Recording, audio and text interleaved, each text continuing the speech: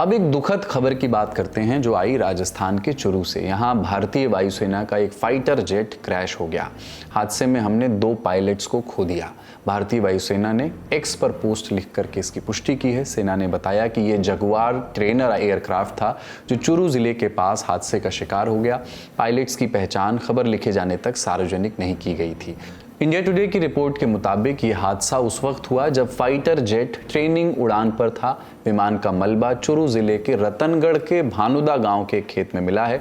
वहां मौजूद स्थानीय लोगों ने तेज आवाज सुनी, फिर खेतों से आग और धुआं उठते देखा, जिसके बाद वहां मौजूद लोगों ने अपने स्तर से आग बुझाने की कोशिश की। इसके बाद मौके पर प्रशासन के लोग भी पहुंचे। दुर्घटना क्यों हुई इसका सटीक कारण अभी पता नहीं चला है। सेना इसकी जांच में जुटी है, जिसके बाद आधिकारिक बयान जारी किया जाएगा। भारत में बीते 7 महीने में फाइटर जेट से जुड़ा ये 5वां हादसा है।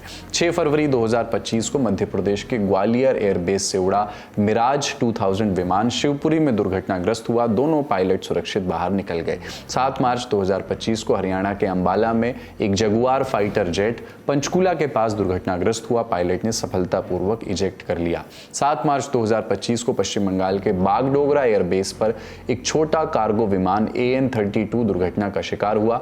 पायलट सुरक्षित। 2 अप्रैल 2025 को गुजरात के जामनगर में एक Jaguar twin seater trainer jet दुर्घटना का शिकार हुआ।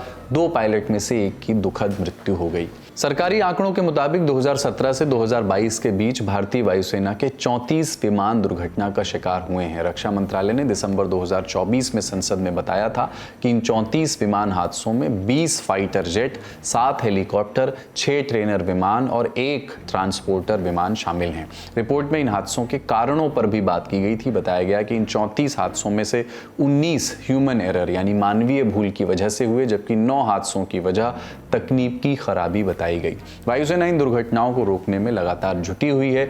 इंडिया टुडे में छपी शिवानी शर्मा की रिपोर्ट के मुताबिक साल 2000 से 2005 तक प्रति 10,000 उड़ान घंटों में दुर्घटना दर 0.93 थी। 2017 से 2022 में ये इंप्रूव हुई, ये थोड़ी घट गई, ये 0.27 हो गई और 2020-2024 के बीच में ये और घट करके 0.20 हो गई। बड़ी खबरों के बाद अब सुर्खियों की बारी।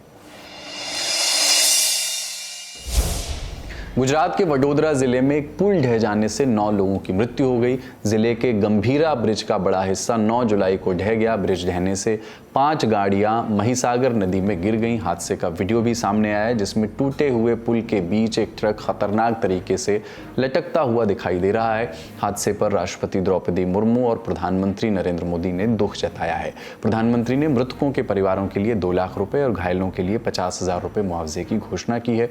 गुजरात के मुख्यमंत्री भूपेंद्र पटेल ने मृतकों के परिजनों के लिए 4 लाख रुपए और घायलों के लिए 50,000 रुपए के मुआवजे का ऐलान किया है।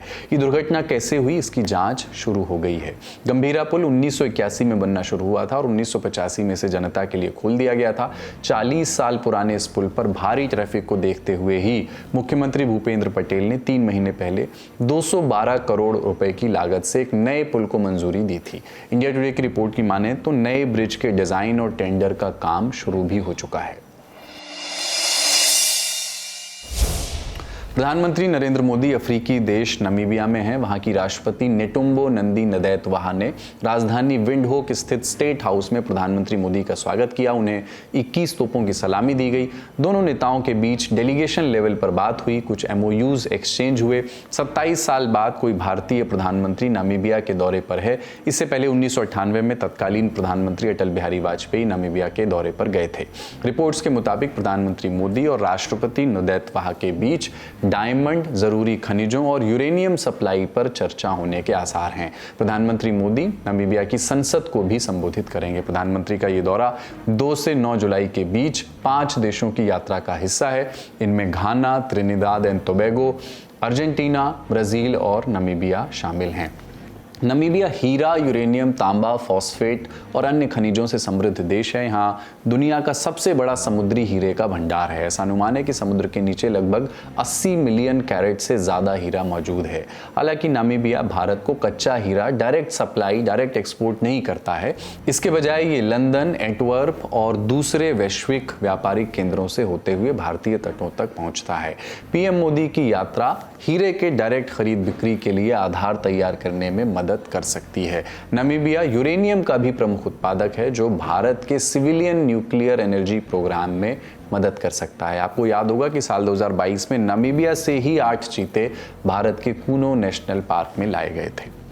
तो ललन टॉप शो में आज इतना ही, पर जाते जाते एक सुझाव, एक सलाह हमारी तरफ से। किताब वाला में इस बार हमारे साथ थे लेखक शशांक शेखर सिन्हा। उनकी किताब है कास्टिंग द बुद्धा, उस पर बातचीत हुई है और उसमें बौद्ध धर्म से जुड़े कई मिथकों पर बात हुई है।